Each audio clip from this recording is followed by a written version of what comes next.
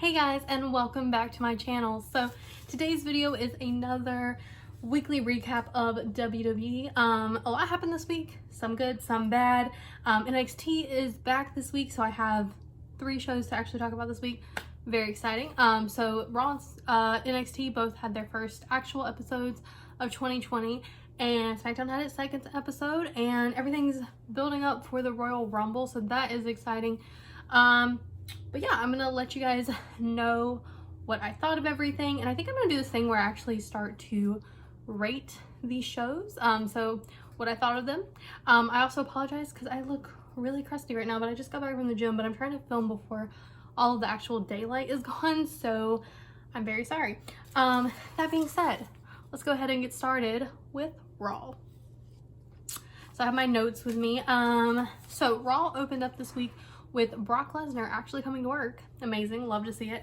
And Paul Heyman. So of course, Paul Heyman always talks for Brock, and he basically made the astounding announcement that Brock Lesnar is going to enter the Royal Rumble, despite the fact that he's WWE champion, is going to enter the Royal Rumble at number 1.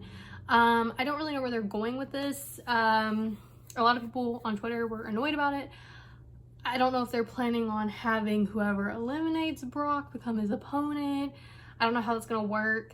Obviously, we don't know what they have planned for, you know, the Universal title and stuff, because that's on the line at the Royal Rumble. So I don't really know. It's kind of confusing, but I think it should make for an interesting concept. I don't know how often that's happened. I don't even know if that's ever happened. But yeah, so that's happening. Also, I love the Royal Rumble. I'm really, really excited to watch it. I mean, it could be a shit show, but like, I am really excited. I love Royal Rumbles. So that was basically that promo. They also did announce some more people that are going to be in the match. I can't remember exactly who right now, but it's pretty much everybody that you would expect. So getting into some matches, we got Andrade versus Rey Mysterio for the US title, a rematch from their match at Madison Square Garden. Obviously Andrade and Rey Mysterio are very, very good. Them against each other is always going to be an excellent match. Really what was interesting about this match was at the end, Andrade stole Rey Mysterio's mask. And then later when he was doing a segment talking about it, Rey like attacked and beat the shit out of Andrade. So it was pretty interesting. I don't know if this is leading to more matches between the two or what they're planning on doing with that. But overall, that was a really good match. Then we got a triple threat, which was the Viking Raiders versus the OC versus the Street Profits. I do like that Raw has some really strong tag teams. That definitely makes me happy. I do feel like we see these 3 tag teams pretty much all the time. I do feel like we see them face each other like a lot recently, but overall that was good as well. A couple other matches, I'm just gonna go through these really quick. We had AJ Styles versus Akira Tozawa. Did I say that right? I don't know. From that match, decent match as well. Not super long or anything, but AJ used Randy's finisher and RKO'd him. So that was really interesting, which is obviously playing more into that feud. We also got Sarah Logan versus Charlotte Flair. I don't really know. I haven't seen Sarah Logan in forever, so that was kind of interesting. I don't know exactly. They've just kind of had Charlotte having a lot of singles matches lately, I guess, to build her up for the Royal Rumble. But, you know, that was a pretty standard match. We also got Aleister Black versus Shelton Benjamin, No Way Jose versus Drew McIntyre.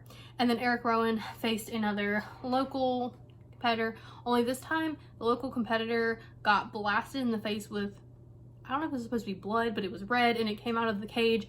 And I'm still honestly kind of invested in what is in this cage that Eric is carrying around. I don't know why I'm invested in this, but honestly, I kind of want to know what the hell is in there now. So those were just some of the matches that happened. We also got a couple of promos. Well, kind of. We got Becky versus Asuka promo. So Becky came out to the ring and she was just speaking about how, you know, she was being protected for a long time and she's not sure if she can beat Asuka because she's never beat her. I thought this was good. I think it's actually a good character development, like an extra layer to Becky, because for a long time, you know, she's been winning and she's been very like cocky and very like I'm the best, blah blah blah. But now it's kind of like there's a little bit of doubt in her, which is kind of cool to see. It's a nice layer, so she's not just a one-dimensional character. It's nice to see. Then Asuka came out just yelling in Japanese at her, and then Becky punched the shit out of her, and that was pretty much that promo. I wish it was a little bit longer, but I think that it is definitely helping to build up that. I'm very excited for that match, so that's happening. We also got another everybody's favorite segment, Lana and Bobby Lashley segment, where they got married, and it was a lot of Lana yelling, and yeah. And then Rusev appeared on the screen and basically said that him and Bobby are gonna have a match next week. And then we got a little promo in the back with Liv where she hinted that she's probably going to be in Rusev's corner next week during that match. So we're still with the storyline, but hopefully the storyline is building to something. I hope Liv, it's gonna help her in the long run. I don't really know what's going on with that, but that happened. So then we have the main event, which was actually kind of interesting because we got a big return, a really big return. And so what was being teased basically was that Kevin Owens and Samoa Joe needed a tag team partner for their match versus AOP and Seth Rollins. And surprise, surprise, their partner was The Big Show. And honestly, I was kind of into it. I like The Big Show. I've been watching him like forever. So it was kind of cool to see him back, and it made for a pretty decent match.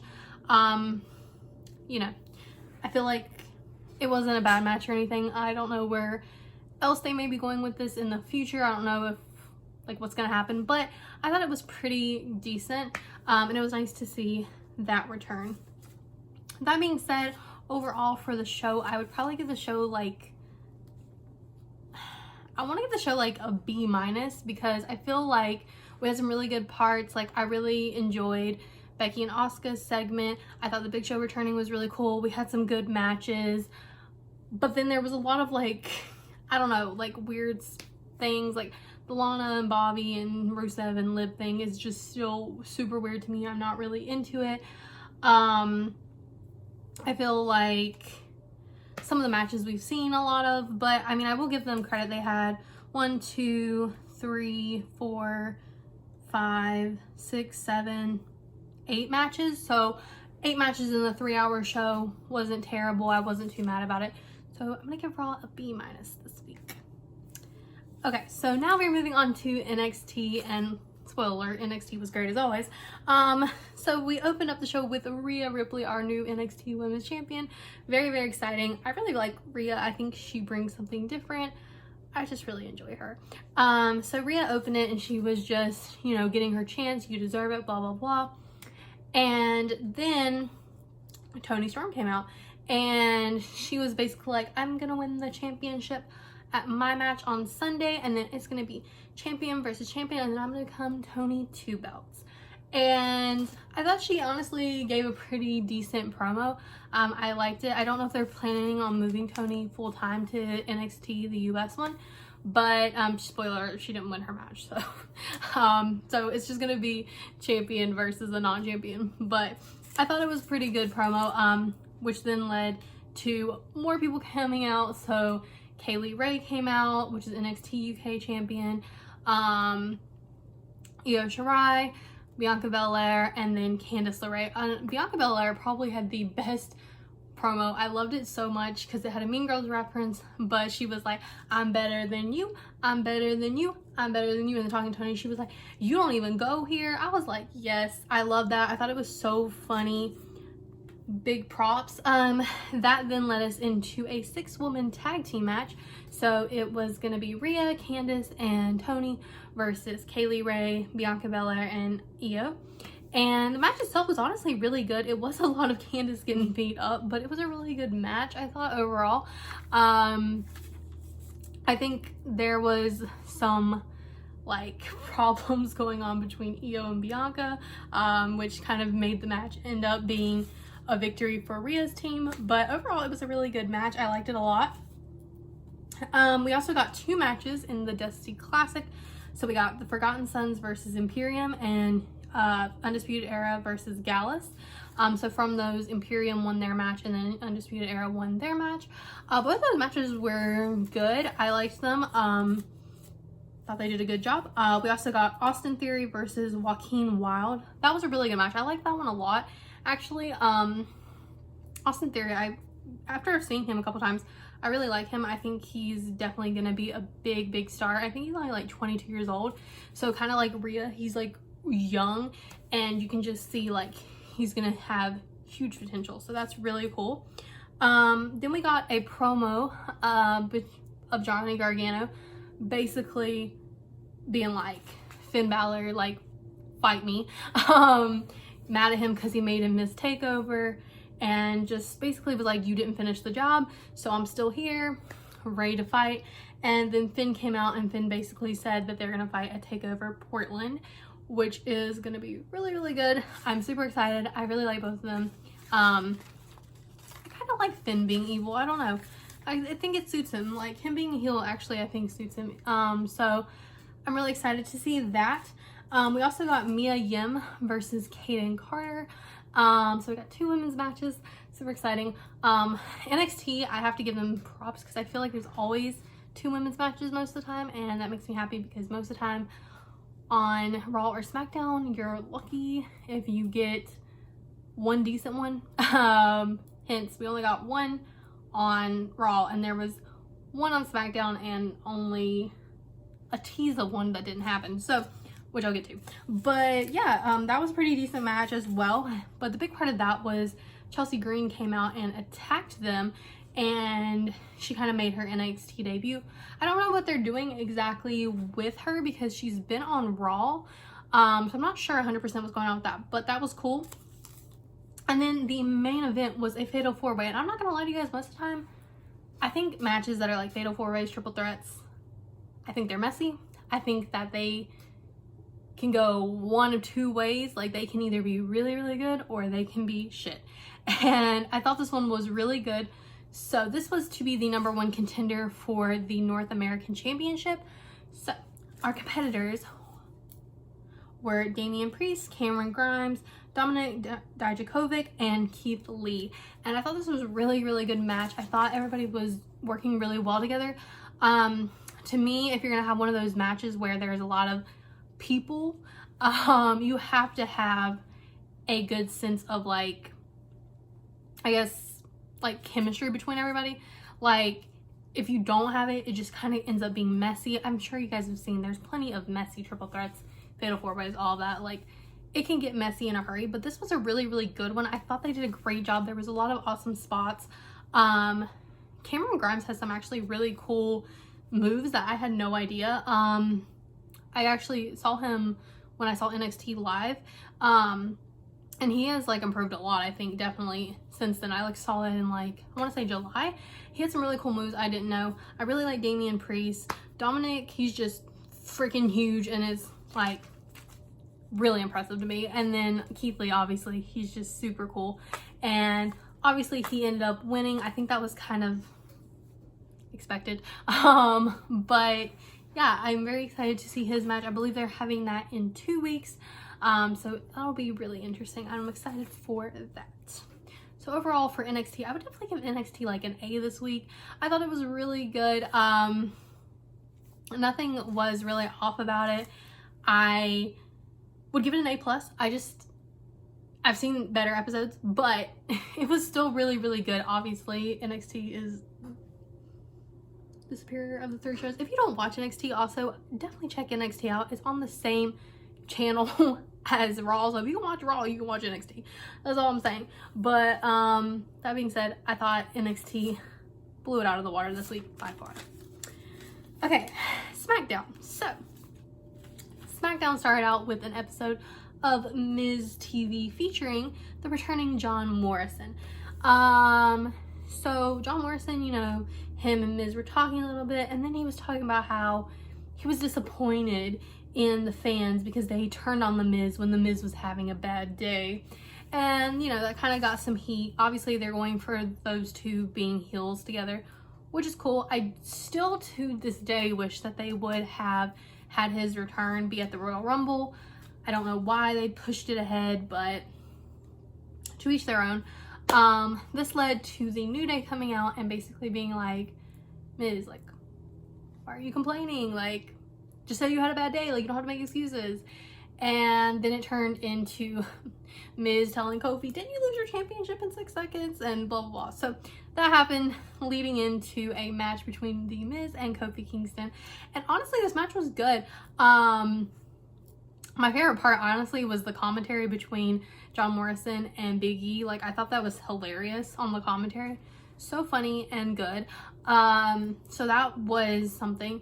The Miz ended up getting the win, which came from John Morrison basically attacking Big E, which distracted Kofi, which let the Miz hit the skull-crushing finale, which gave him the win. And I have to say, John Morrison did this freaking awesome, like, flip thing. I don't know what he did exactly, but it was cool. So that was interesting. I don't know if they're planning on having Miz and Kofi feud for a while. I don't know where they're going with that, but overall that match was really good. Then next we got an episode of Firefly Funhouse where Bray Wyatt, regular Bray Wyatt, was telling everybody how much he loved them, like the Fireflies obviously, but he was like, the Fiend does not love Daniel Bryan.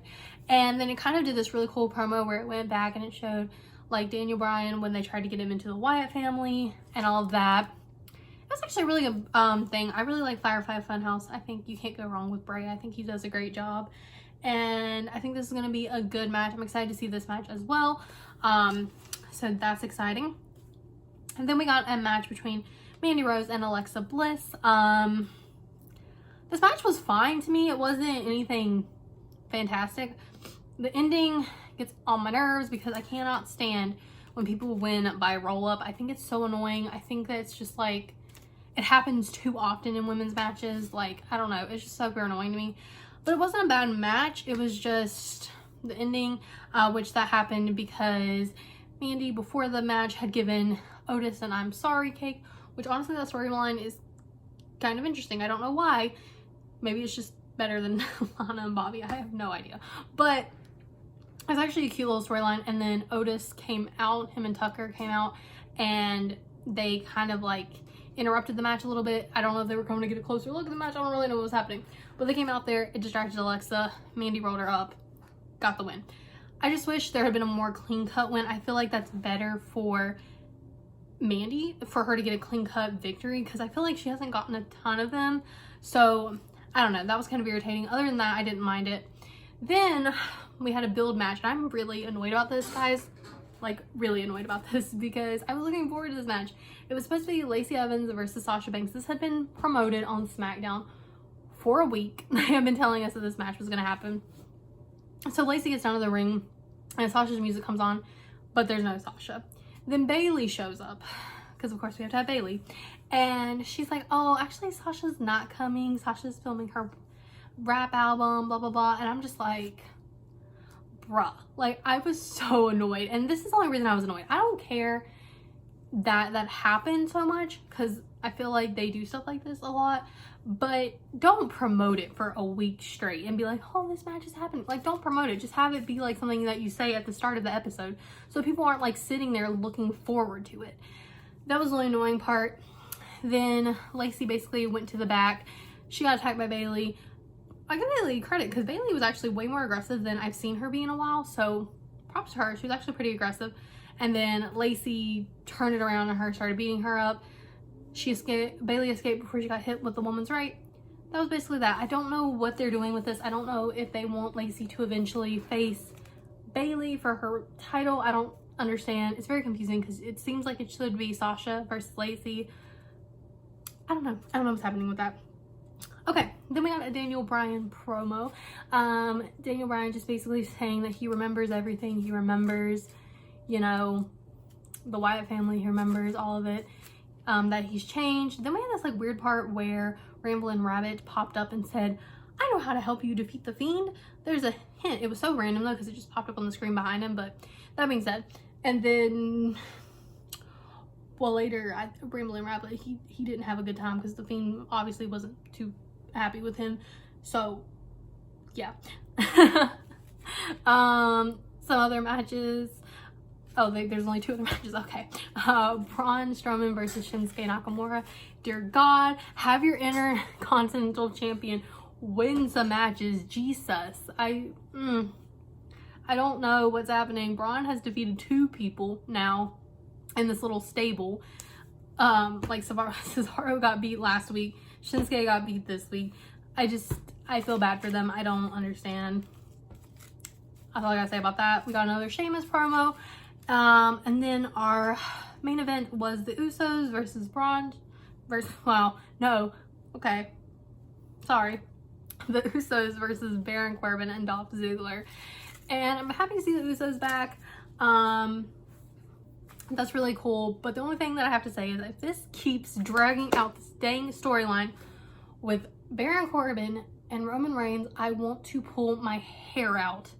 I am so tired of seeing them face each other or have contact with each other. I need them to get away from each other. It's so annoying. And I'm going to put this very, very, because I just feel it in my soul. Well, actually, probably not, because I think Roman's already scheduled to be in the Royal Rumble, but I cannot stand seeing these 2 face each other.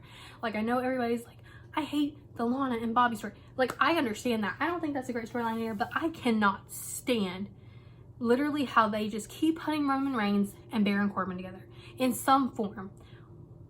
It's so annoying. Also, just quick note, Robert Roode also returned. But I need to get this off my chest because, like, yeah. Here's the thing. Baron Corbin is annoying. Right? He is playing up his heel character very well.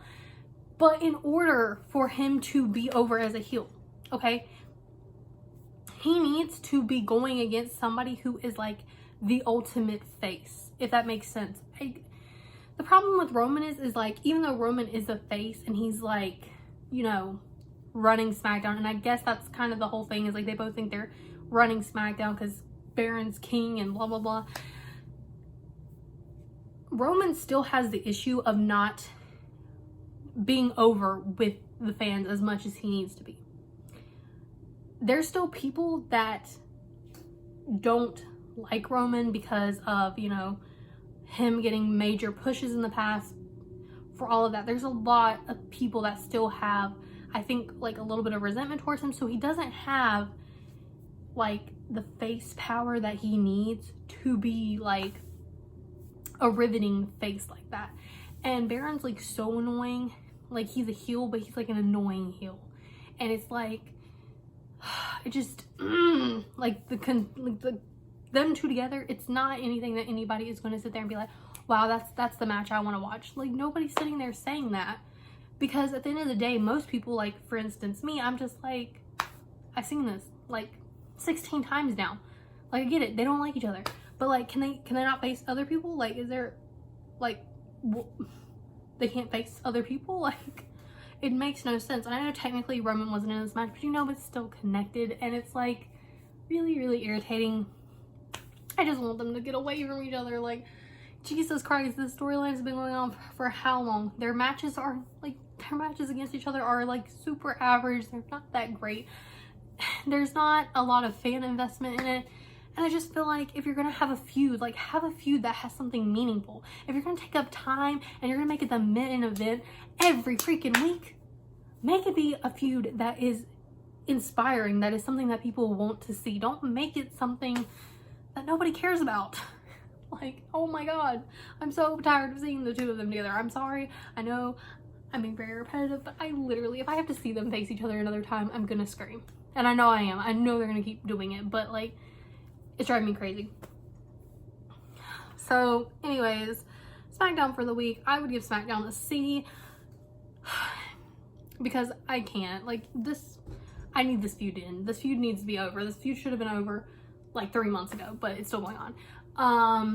On top of that, there weren't that many matches. Like, how many matches do we get?